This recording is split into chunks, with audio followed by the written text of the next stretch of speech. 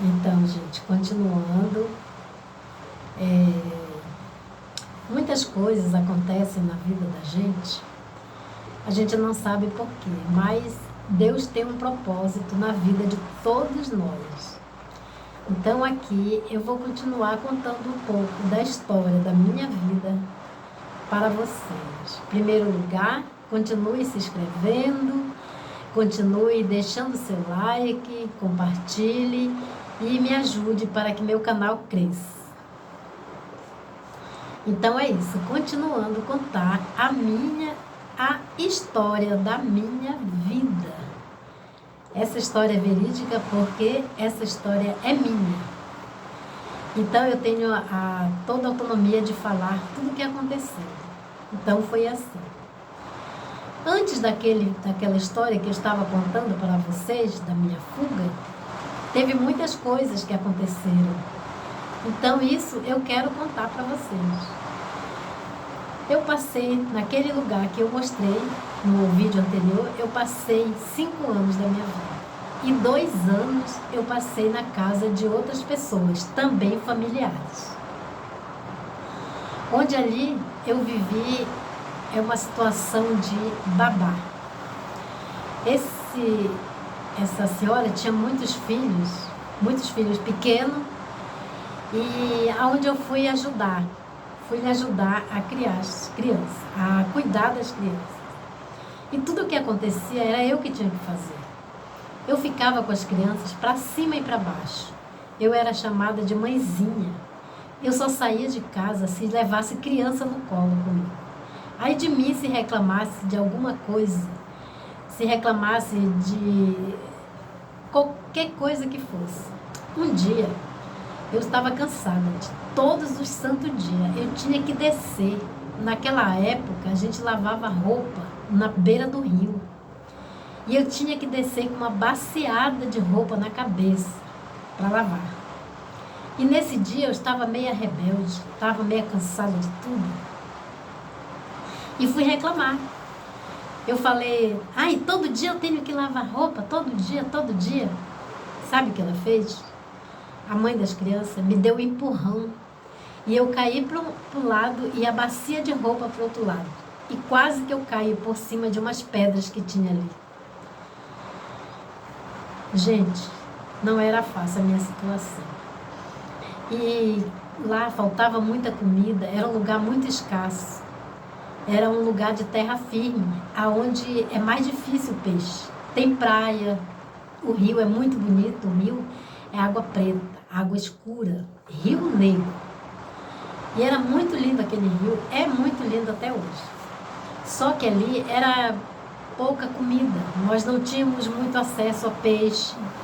E como era muita criança, era muita gente naquela casa, praticamente a gente passava alguns dias de fome, não todos os dias, mas a gente passava fome ali.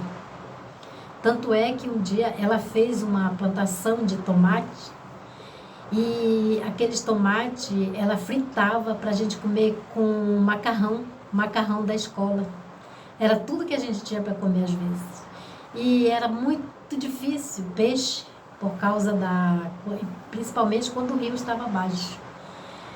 E quando não tinha peixe, a gente comia tomate com farinha, tomate com macarrão frito, coisas da escola, merenda escolar. E quando tinha peixe, não tinha farinha, porque ali na região é o que mais se come, é peixe com farinha. E assim a gente ia levando a vida. Um dia o esposo dessa senhora, ele pescou um peixe bem grande da Amazônia, que nós chamamos de peixe-boi. Ele é metade peixe e metade boi. Ele tem um focinho de boi, tem um couro parecido com o de boi, tem alguns pelos como se fosse de boi, ao mesmo tempo é liso, como se fosse de peixe, então por isso que eles chamam de peixe-boi. E eu vou tentar deixar aqui a foto dele para vocês entenderem do que eu estou falando.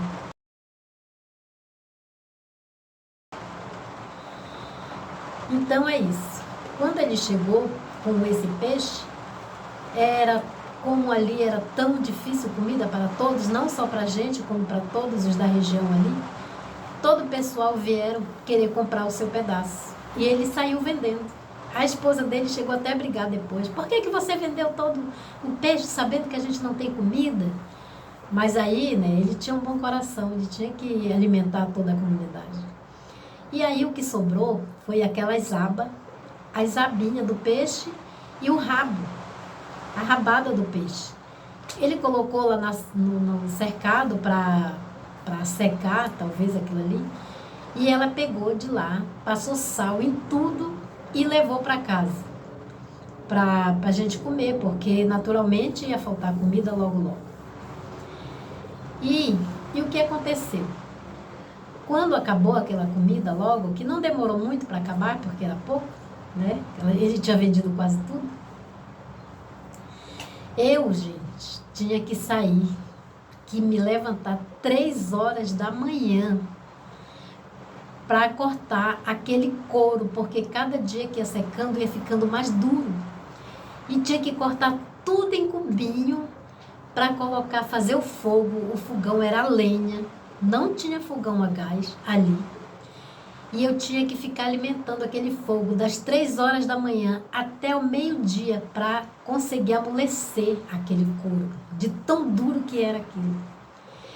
E eu, por que eu? Por que eu tinha que levantar 3 horas da manhã, sendo que os filhos não eram meus, as crianças não eram minhas, mas eu era a única pessoa ali que podia fazer aquilo na cabeça dela, porque eu não era filha dela. Então, para que poupar? Para que me poupar? Eu tinha que ir fazer o fogo, cortar aquilo miudinho e colocar na panela para ferver durante praticamente o dia inteiro, até meio-dia, das 3 horas da manhã até o meio-dia. E gente, não era fácil aquilo. E ali, quando foi o dia, acabou aquela comida, o seu esposo foi para o mato caçar, e ele com os amigos dele lá da região, e eles pegaram muita capivara. E essa carne eles salgavam e para deixar ali para a gente comer quando faltasse. E nós comemos por tanto tempo aquela carne que era gosto de ranço. Chegava a ficar rancenta aquela carne, mas era tudo que a gente tinha para comer. Não tinha o que fazer. Então era assim. Ali eu passei 2 anos da minha vida. Me chamavam de mãezinha, porque eu tinha que cuidar daquelas crianças. E eu cantava com eles de noite para eles dormirem. Eu que tinha que fazer eles dormir, fazia a janta deles, fazia eles dormir. E como ela, a mulher, ela era tão esperta, quando o esposo dela saía para pescar, ela sabia que ele ia voltar com peixes miúdos e muito ruim de tratar. E ali havia muitos mosquitos à noite. Eles picavam a gente, como lá a gente chamava de ferrar, eles ferravam o nosso corpo, doía muito, coçava, e era muito ruim de tratar peixe de noite. À luz de lamparina, não tinha energia elétrica na época. E o que ela fazia?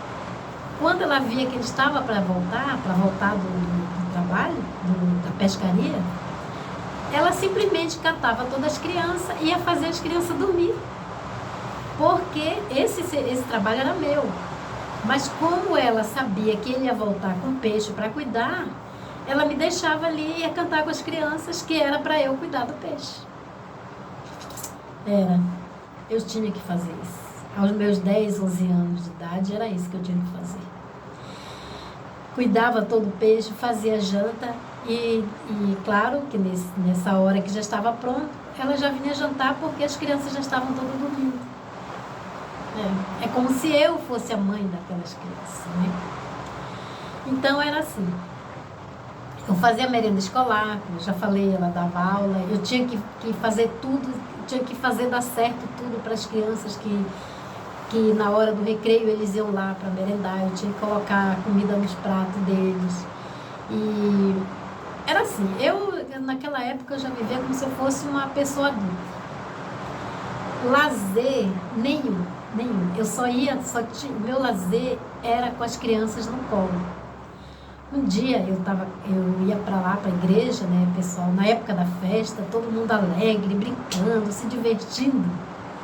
E eu só ia porque eu tinha que levar as crianças. E eu via as crianças brincando, correndo de noite, aquelas meninas conversando, já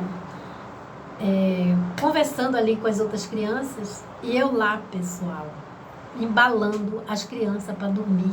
Eu só estava ali porque eu tinha que cuidar das crianças. Então era assim. E voltando um pouco lá para a casa da minha avó, voltando um pouco para a roça, o que a gente fazia na roça. Como eu já contei no vídeo anterior, eu tinha que ficar na roça. A minha avó, ela dividia as tarefas e os lugares que eu tinha que capinar.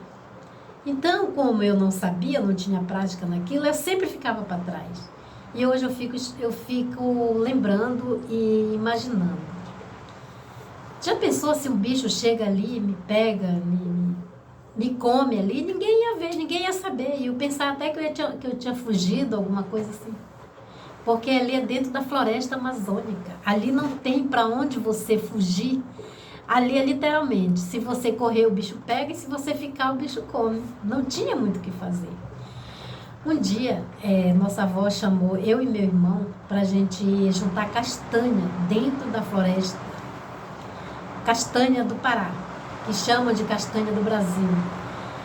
E em muitos lugares chamam castanha do Brasil, né?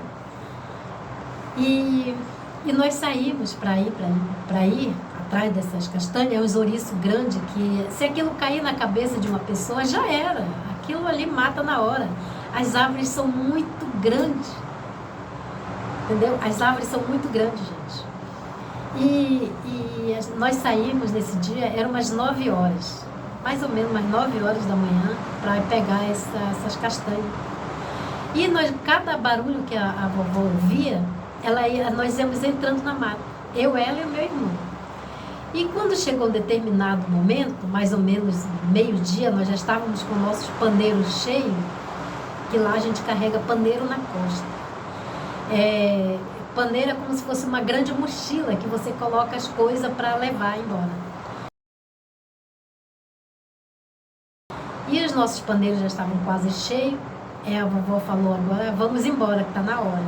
E como é que sai daquele lugar? Que só são árvores grandes, é tudo parecido, embaixo das árvores é tudo parecido. E quando uma pausa, esse barulho que está aqui é barulho de chuva, está chovendo hoje, e eu estou aproveitando para contar um pouco da minha história para vocês. Então, continuando. Nós saímos mais ou menos, acabamos de carregar nossos pandeiros, e ia dar mais ou menos meio-dia. E como é que acha o caminho de volta?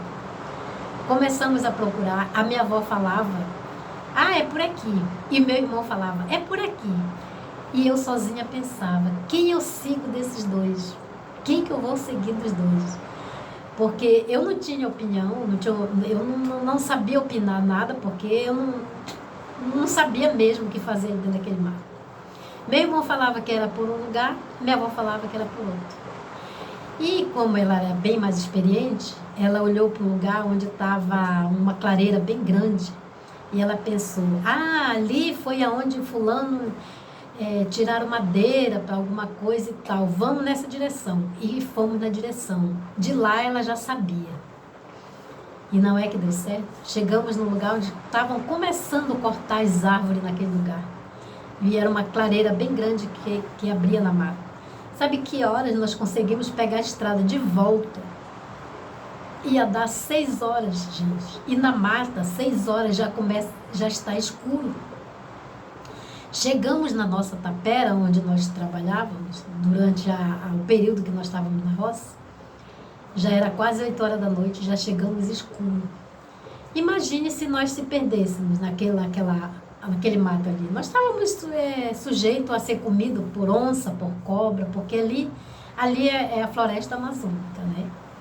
Então é assim, gente, quando eu chegava lá, a primeira coisa que eu fazia, quando nós íamos passar de 2 a 3 semanas ali dentro, A tapera que nós ficávamos era uma casinha coberta de palha. Ela era toda de palha. E como a palha vai secando, ia abrindo os buracos, ia caindo chuva dali. E ia pingando. E toda noite na mata praticamente chove.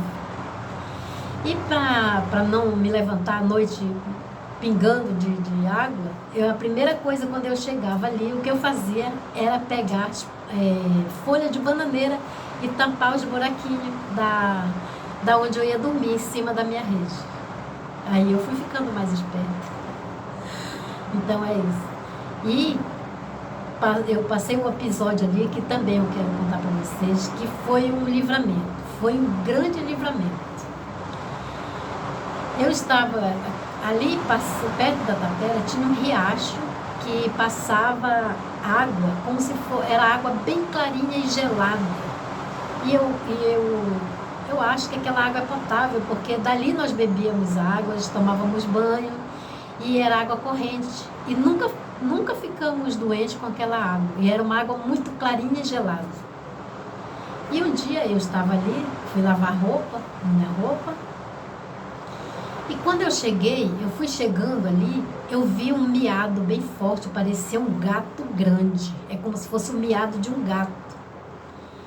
Aí eu sentei, comecei a lavar roupa, e como eu estou falando, foi um livramento. Se eu tivesse ficado de costa para a estrada, talvez eu não estaria aqui para contar a história para vocês.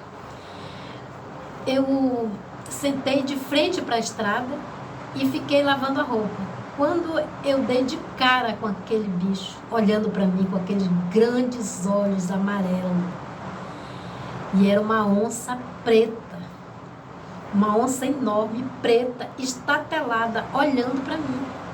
Ela ficou olhando para mim e eu olhando para ela, cerca de 2 metros de distância uma da outra. E a minha única atitude que eu tive foi pegar a roupa que eu estava lavando, sacudir bem forte, e com aquela água que respingou nela, ela saiu correndo. Esse era os perigos que eu passava. Por um acaso, eu também cheguei a ver uma cobra. E eu vou contar para vocês agora. Eu estava na casa dessa senhora, onde eu cuidava das crianças. E um dia ela também costurava. Ela era professora e costureira. Um dia, gente, eu estava ali com ela, as crianças brincando. A sorte é que as crianças estavam brincando dentro de casa. Eu estava ali com ela, ajudando ela na costura em alguma coisa. Quando eu vi aquele arrasto, parecia que alguém estava arrastando um pneu de carro. Como se você fosse rodando um pneu de carro. E eu vi aquele barulho, eu achei esquisito. Quando eu olhei pela janela, pessoal, era uma cobra. Sabe aquelas cobras grandes que eles falam de anaconda? Eu acho que deveria ter mais ou menos 2 ou 3 metros. Tinha bem mais, tinha mais de 3 metros. E ela tinha a grossura quase a grossura de um pneu, sendo um pouco mais grossa. Pessoal, ela ia atravessando a estrada, aonde era um caminho que tinha na frente de casa. Ela ia simplesmente atravessando, ela se esfregando na terra, fazia aquele barulho de um pneu, como se você fosse rodando um pneu assim na mão. Foi uma coisa muito estranha, olha. E aí eu fico imaginando, já pensou se tivesse alguma criança sentada ali no chão brincando? Claro que ela tinha pego, ela era uma cobra muito grande. Aí eu comecei a alarmar, gritei para ela, eu disse, olha uma cobra, cobra, cobra. Aí todos os vizinhos vieram correndo. E como ali, eu estou falando para vocês, como ali era muito escasso de comida, eles mataram a cobra e dividiram a carne da cobra todinha entre aquelas pessoas. Então, é o que eu estou falando. Eu passei muito risco ali na Amazônia. Eu vivi muitas coisas ali que... Hoje eu fico imaginando como foi que eu superei tanta coisa. É muito triste. E aquele lugar, para mim, estava ficando cada vez mais difícil. Mais e mais eu queria fugir daquela situação. Então, gente, eu passei muitas coisas, muitos momentos difíceis ali perto daquela tapera. Tinha uma mangueira muito grande Toda vez que eu estava triste, eu ia lá para baixo daquela mangueira, começava a cantar. Nos poucos minutos que nós tínhamos para descansar, era ali que eu desabafava com aquela árvore, cantava, chorava, eu fazia tudo ali para desabafar meu sofrimento, digamos assim. E um dia, a minha avó, não se contendo de não fazer nada de ruim, ela dava os pintos, quando nascia o ninhado, ela saía distribuindo. Ah, esse é da fulana, esse é da fulana, esse é da ciclana. Mas só que era só de nome, não tinha domínio sobre aquele frango. Quando ele crescesse, era pra gente comer, lógico, né? E nesse dia que nós fomos para trabalhar na roça, ela disse que eu ia ter que matar aquele frango e fazer aquela comida. Gente, como é que eu ia fazer aquilo que eu não sabia? Mas eu tive que fazer. Tive que matar o frango. Um frango que era meu, de estimação, que tinha até nome. Hoje eu já não lembro direito o nome. Eu tive que fazer aquele sacrifício. Nossa, até hoje eu lembro. Eu passei a noite inteirinha sonhando que eu estava correndo atrás daquele frango. E ele correndo de mim e eu correndo atrás dele. Era muito frustrante, gente. Eu tinha que sair dali. Eu não aguentava mais aquela vida. Fora que a gente tinha que carregar muito peso, muito peso.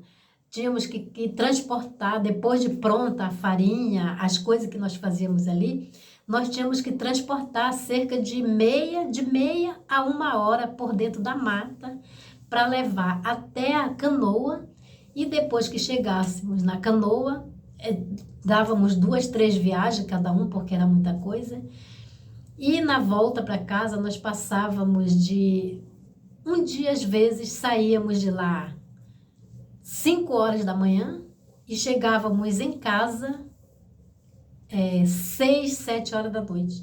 Muitas vezes chegamos em casa no escuro, porque a gente passava o dia inteiro remando, como eu falei. Lá naquela época não tinha barco. Esses barquinhos que hoje tem por lá, que hoje em dia já é bem comum, mas antes era na canoa e no remo, o dia inteiro. Muitas vezes no sol muito quente e muita chuva, mas era o que nós podíamos, era o que a gente tinha que fazer. Então, gente, se eu for contar tudo para vocês, tem coisas que às vezes a gente esquece, só lembra depois. Quando eu for lembrando, eu vou contando. Mas foi muita coisa aconteceu nesse meio tempo. Nessa época que eu fiquei lá no interior do Amazonas. Até a minha grande fuga, aconteceu muitas coisas. E o que eu for lembrando, vou contando para vocês. Como eu falei, vou compartilhar um pouco da história da minha vida. Eu quero que vocês continuem acompanhando meus vídeos, deixando o seu like, comentem aí. Vocês podem pedir sobre o que vocês gostariam de saber da floresta amazônica, que tudo que eu souber, que eu lembre da época que eu passava por lá, eu vou contar para vocês. E também uma coisa que eu ainda não contei, foi quando, aos domingos, que nós esperávamos para ir para a igreja, a gente esperava ansiosa, porque era o único dia que nós tínhamos para conversar com nossas amiguinhas lá da comunidade e contar alguma coisa para elas, contarem para a gente. E a gente era contado os dias para chegar o domingo, todo mundo ficava alegre. E nem sempre a nossa avó deixava a gente ir para a comunidade. Se ia na igreja de manhã, de tarde, às vezes ia ter torneio de futebol, ia ter brincadeiras, bingo, gincana, essas coisas, a gente não podia ir, porque ela falava assim: vocês já foram de manhã? O que vocês ainda querem fazer de tarde para lá? Vocês querem ficar atrás dos meninos, querem ficar namorando? Era assim. Então, era uma vida que que eu não desejo para ninguém. Não desejo para ninguém passar o que eu passei. Então, hoje foi isso. Eu vou ficando por aqui e continue me assistindo que eu vou contar o que aconteceu quando eu cheguei na cidade. No próximo vídeo eu vou contar para vocês o que aconteceu quando eu cheguei no dia da minha fuga, o que aconteceu dali para frente. Continue me assistindo, acompanhando meus vídeos, por enquanto é isso. E tchau, tchau, pessoal!